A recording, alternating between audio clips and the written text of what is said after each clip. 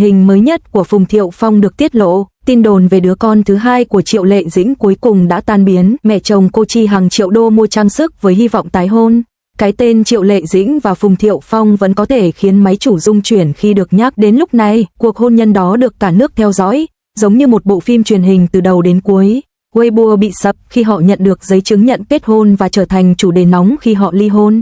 Mỗi nút được quan sát dưới kính lúp, bây giờ hai người này đã đi theo con đường riêng của mình từ lâu. Một số người vẫn đang chờ đợi để xem vở kịch hòa giải. Tôi tưởng tượng một ngày nào đó họ sẽ xuất hiện ở sân bay cùng với những đứa con của mình.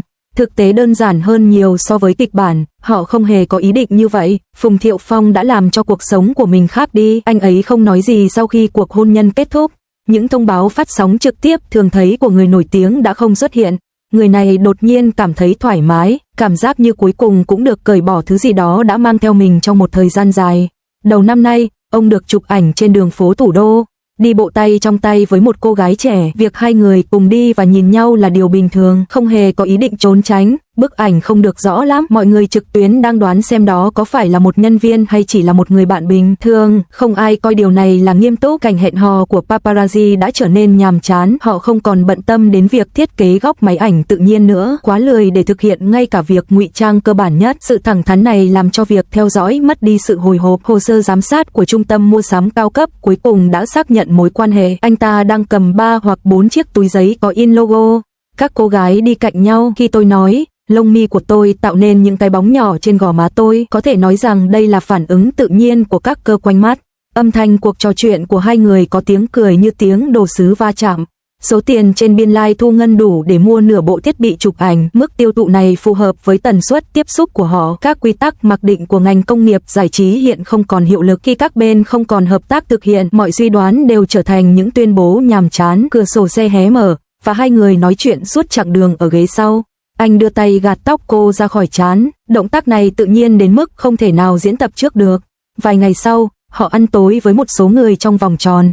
Đứng trên đường, anh trực tiếp nắm tay cô quay lại chào Arif Lee, giọng điệu rất quen thuộc, cứ như đã quen biết nhau nhiều năm rồi. Bạn bè anh không hề có ác cảm với cô, đây không còn là mối quan hệ giữa các thành viên phi hành đoàn nữa. Cô xuất hiện ở mọi ngóc ngách trong cuộc sống của anh và được mọi người trong vòng tròn của anh chấp nhận hoàn toàn, nhưng không ai có thể biết cô ấy là ai. Những gương mặt mới xuất hiện xung quanh Phùng Thiệu Phong, cô gái đó trông giống như sinh năm 1995, có sự chênh lệch tuổi tác gần 20 năm giữa hai người.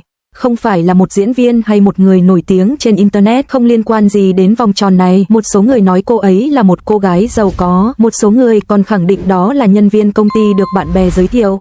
Một số người cũng nhấn mạnh rằng các diễn viên mới vừa bước vào ngành, không có bằng chứng nào chứng minh cho những tuyên bố này.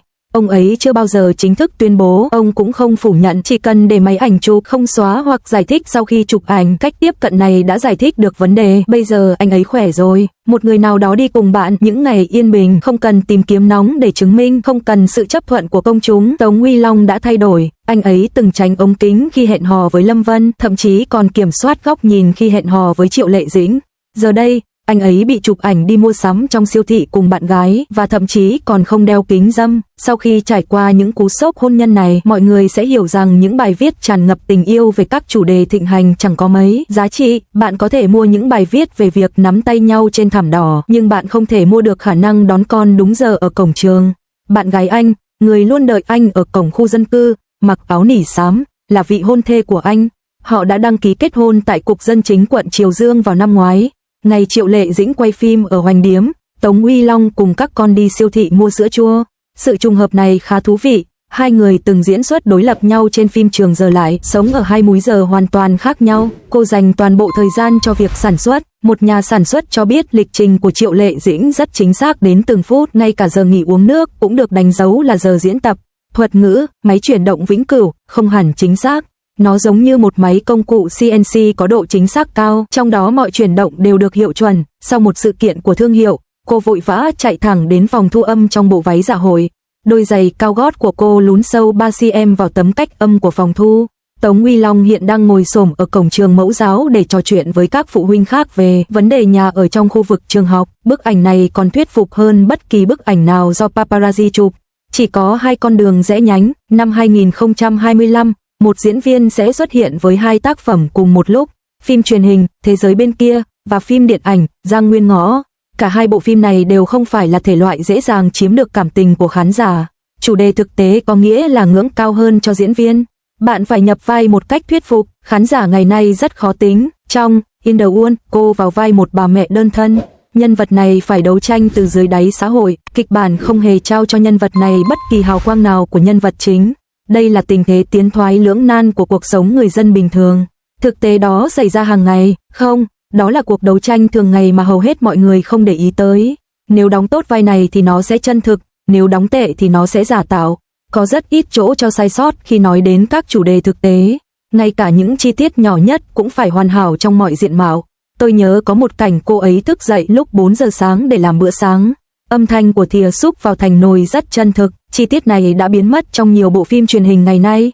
Cô ấy phải hoàn toàn dựa vào diễn xuất của mình để khiến khán giả tin vào sự tồn tại của người này, không có sự thay đổi đột ngột, không có sự cứu rỗi đột ngột. Chỉ cần kiên trì từng ngày, đóng vai như thế này rất mệt mỏi, nhưng nó sẽ cảm động nhất khi được thực hiện tốt. Ngày nay không có nhiều diễn viên sẵn sàng đưa ra lựa chọn như vậy.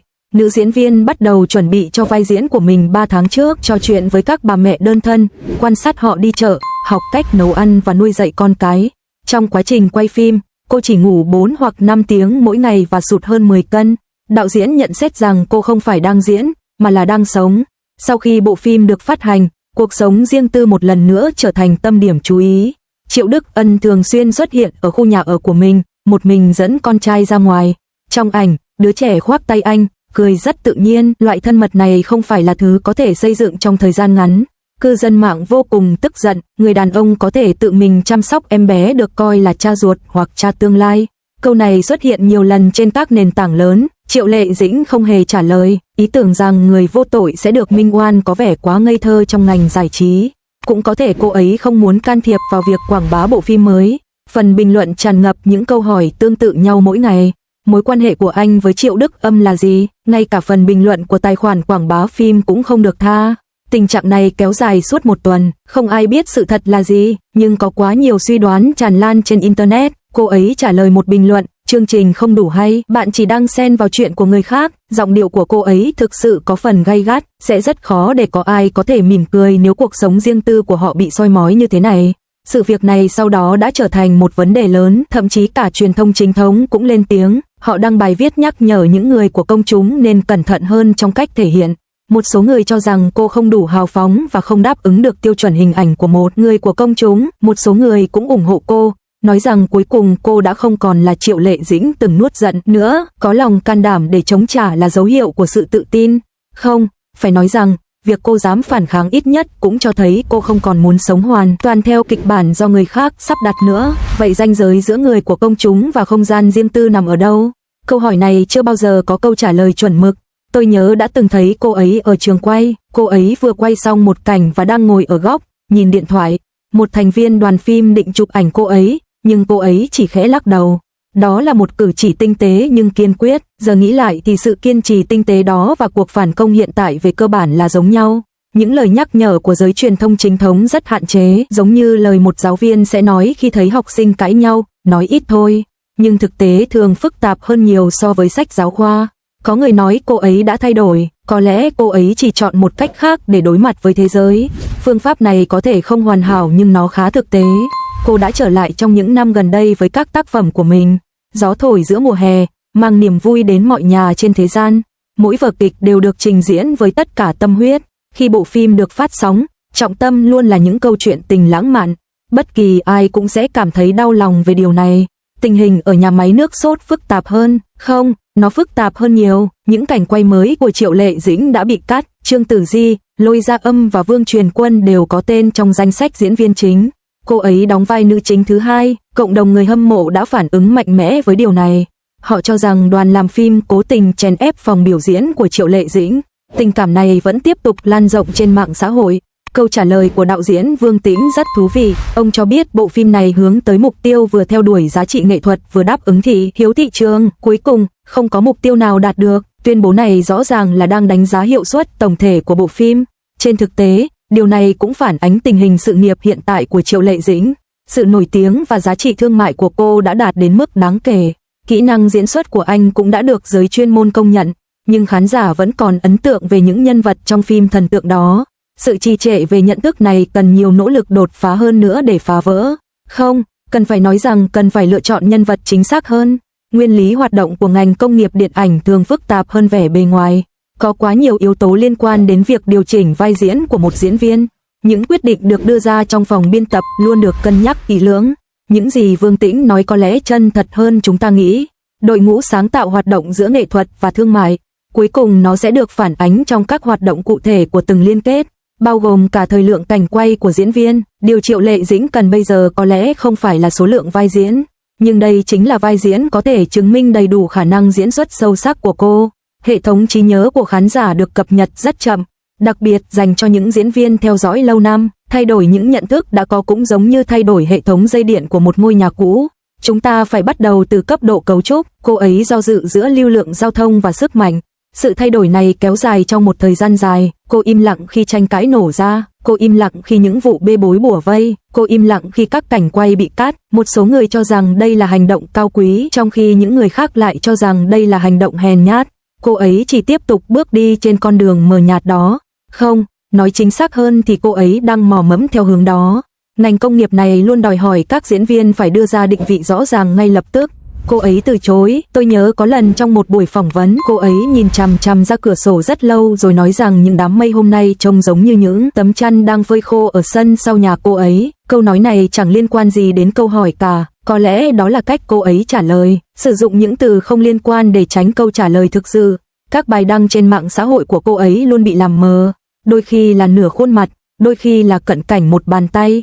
Người hâm mộ suy đoán về tâm trạng của cô ấy trong phần bình luận, nhưng cô ấy không bao giờ trả lời. Sự mơ hồ này đã trở thành thương hiệu của cô. Nhóm nghiên cứu đề nghị cô ấy cho mọi người thấy nhiều hơn về cuộc sống thực của mình, và cô ấy đã thử một lần, đăng một bức ảnh bữa sáng của mình và xóa nó 5 phút sau đó. Có lẽ sự cân bằng không phải được tìm thấy mà đạt được thông qua sự kiên trì. Giống như hồi nhỏ cô ấy học nhảy, cô ấy luôn mất thăng bằng khi xoay người. Giáo viên của cô ấy nói rằng cô ấy quá tập trung vào việc đạt được tư thế hoàn hảo. Sau đó, khi mệt, cô ấy chỉ cần xoay người và lấy lại thăng bằng. Có lẽ đây là tình hình hiện tại, không còn cố tình tìm kiếm điểm cân bằng hoàn hảo nữa. Cứ tiếp tục bước đi, những lời chỉ trích của cư dân mạng chẳng ảnh hưởng gì đến cô. Cô không chặn họ, cũng chẳng cãi lại, các người tự thảo luận đi. Tôi quay tiếp, người bạn diễn đổi từ Trần Hiểu thành Vương Nhất Bác, rồi lại thành Triệu Đức Ân. Tên tuổi đồn đoán cứ liên tục thay đổi, cô ấy luôn giữ vững thái độ đó. Chính tính cách không quan tâm đến lời nói của người khác đã trở thành nền tảng cho sự thành công của cô trong ngành. Không, phải nói rằng đó là một lợi thế, trong khi người khác bận rộn giải thích, cô vẫn cứ làm việc. Thái độ này quả thực rất hiếm thấy ở thời buổi này. Tin đồn rồi sẽ qua đi, nhưng tác phẩm thì vẫn còn. Triệu Lệ Dĩnh và Phùng Thiệu Phong đã đi theo những hướng khác nhau. Trong khi cô làm việc không ngừng nghỉ trên phim trường thì anh lại đi hái cà chua ở chợ. Sự so sánh này có vẻ hơi nhàm chán nhưng nó thực sự tồn tại.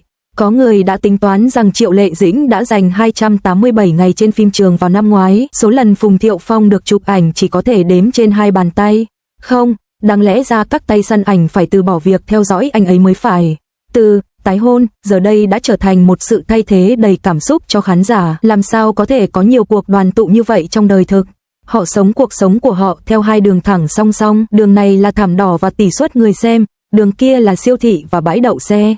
Chúng tôi luôn thích viết kịch bản cho cuộc sống của người khác. Thực ra, tôi thậm chí còn chưa nhớ hết lời thoại cho ngày mai. Người lớn không cần phải làm lễ để nói lời tạm biệt. Riêng biệt có nghĩa là riêng biệt. Đám cưới đó quả thực giống như một câu chuyện cổ tích. Cô bé Lọ Lọng và hoàng tử đã đến với nhau ngoài đời thực, nhưng không ai kể cho khán giả nghe mặt khác của câu chuyện cổ tích. Mọi biểu cảm trước ống kính đều được phóng đại. Việc ra ngoài mua đồ tạp hóa có thể được coi là một cuộc khủng hoảng hôn nhân.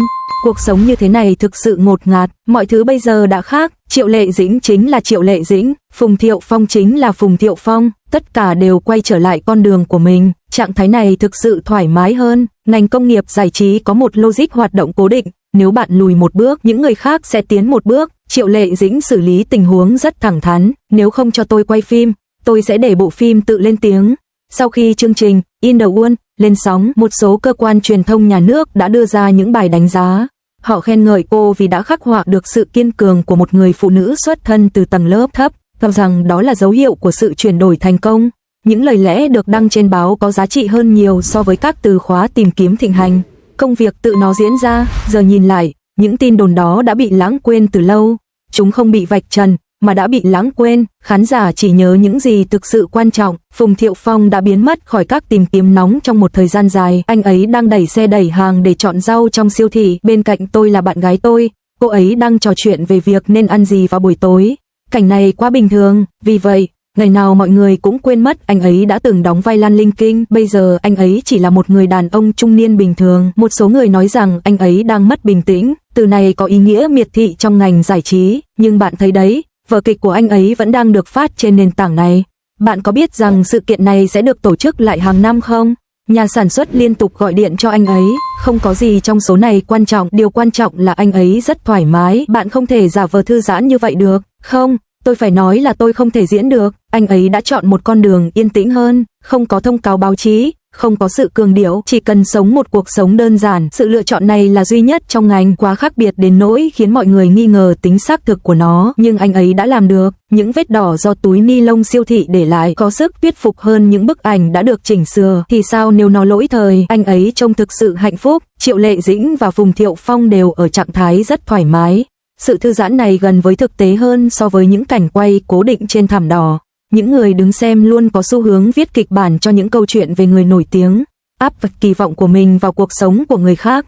Bạn nghĩ rằng đây là một kết thúc không thỏa đáng, người liên quan có thể đang cảm thấy nhẹ nhõm, bạn than thở về diễn biến đáng tiếc của sự việc, mọi người đang hướng tới một cuộc sống mới, sự nghiệp của Triệu Lệ Dĩnh không cần kết hôn vẫn thành công, sự nổi tiếng của Phùng Thiệu Phong không phải nhờ vào những vụ bê bối. Tất cả chúng đều chạy theo đường ray riêng của chúng, họ đã sống cuộc sống của mình một cách trọn vẹn nhất rồi. Cuộc sống không phải là một bộ phim truyền hình để cư dân mạng xem. Thay vì chờ đợi tin tức hòa giải trên Weibo năm nay, tốt hơn hết là hãy xem bộ phim mới của Triệu Lệ Dĩnh. Cô vào vai một người mẹ trong phim In the World và cuộc đấu tranh đó rất thực tế. Hoặc bạn có thể xem những bộ phim cũ của Phùng Thiệu Phong, diễn xuất của anh ấy hồi đó thực sự rất tốt. Không, tôi phải nói rằng chúng ta vẫn có thể chiến đấu ngay bây giờ. Câu chuyện của họ không còn nằm trên giấy tờ tại Cục Dân Chính nữa. Mỗi tác phẩm là một chú thích cho cuộc sống của họ. Ống kính sẽ ghi nhớ những gì nó cần ghi nhớ. Suy cho cùng, diễn viên phải truyền tải thông điệp thông qua vai diễn của mình. Nguyên tắc này đơn giản như việc dùng đũa để ăn, nhưng luôn có những người thích xem kịch bên ngoài sân vận động. Có một động tác lật tay áo trong một vở kịch cổ trang của Phùng Thiệu Phong và anh đã tập luyện động tác đó trong suốt 2 tuần. Không ai thảo luận về chi tiết này, khán giả luôn quan tâm nhiều hơn đến những gì bên ngoài máy quay. Không phải vậy, có thể chỉ có một số ít người như vậy mà thôi. Logic đằng sau thông báo đẩy trên trang chủ của nền tảng video thực sự có chút khó hiểu. Khi bạn nhấp vào tin đồn về mối quan hệ, bạn sẽ thấy nội dung tương tự trong nửa tháng tiếp theo. Thuật toán quan tâm đến đời sống tình cảm của bạn nhiều hơn cả mẹ của bạn. Nhưng công việc vẫn ở đó, không tăng cũng không giảm. Triệu Lệ Dĩnh có một cảnh khóc trong phim Thế giới trong mắt. Cô không rơi nước mắt, nhưng mắt lại đỏ hoe. Sự kiềm chế đó khó thực hiện hơn nhiều so với việc khóc lớn. Đây chính là nơi các diễn viên thể hiện nỗ lực của mình.